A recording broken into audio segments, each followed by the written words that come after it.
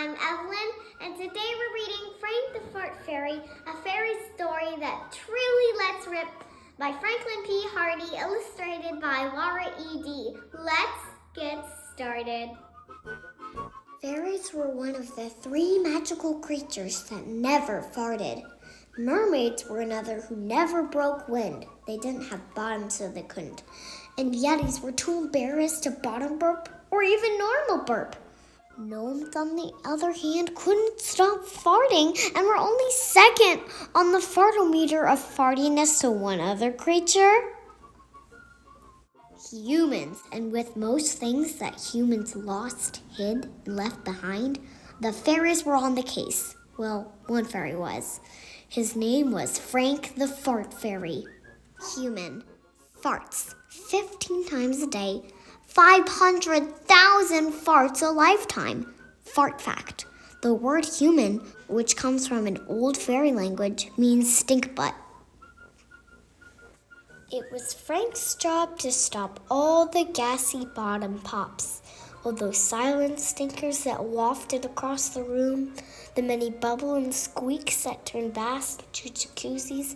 He was even there on those rare occasions when your mom let one rip. However, the farts Frank trapped didn't always stay trapped for long. That's because, as well as finding farts hilarious, Frank also used them to prank. He loved to bubble prank the mermaids at Sunset Lagoon. It wasn't me. Don't pop them. They tickle. Stink bomb the flower fairies on Rainbow Meadow and let off fart explosions on Mount Yeti. Avalanche! However, one day Frank went one fart prank too far. The agenda for today's meeting is this year's FairyCon. And it backfired! The fairies, the mermaids, the yetis, and even the gnomes had enough of Frank's farty antics. Farts are not funny, lectured the fairy godmother. Neither are pranks, wisecracks, or jokes about farts. But they're also not funny. You are banned from Fairyland and Sunset Lagoon and Mount Yeti. You can still come to Gnome Pond if you want.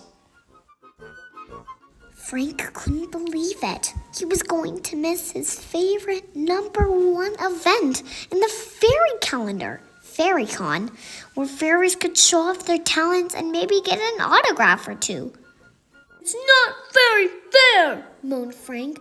My farts are funny, my pranks are hilarious, and my jokes about farts are hysterical. I'll show them. Prank, fart chart, mermaids, farty bubble eruption, flower fairies, pong attack, yetis, fartalanche.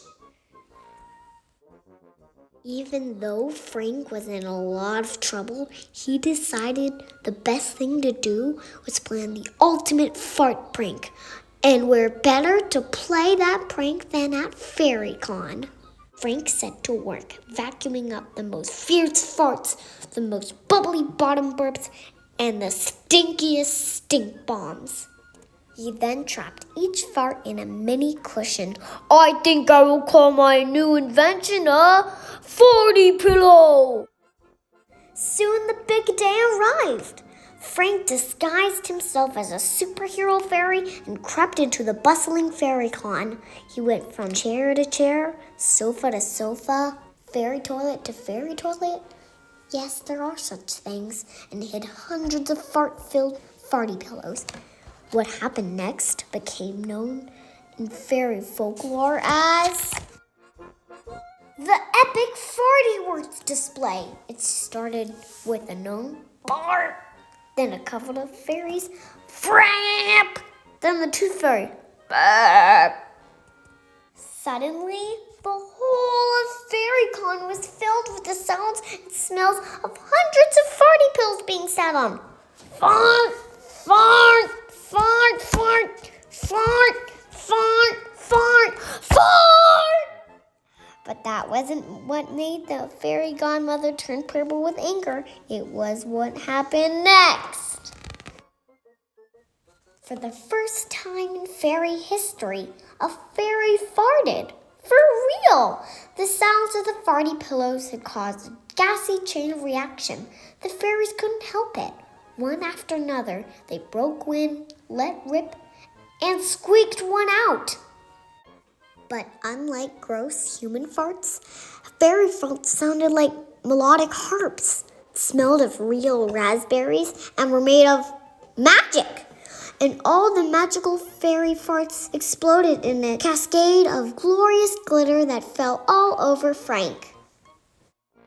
As the fairy farts settled, everyone peeked out from where they were hiding, and there, in the spot where Frank was last seen, was a large ginger-haired farty pillow that looked a lot like a prank-loving fart fairy. Everyone started to laugh, even the fairy godmother. Frank didn't understand. Why is everyone laughing at me? Frank turned and saw himself on a large FairyCon TV screen. I've turned into a giant farty pillow.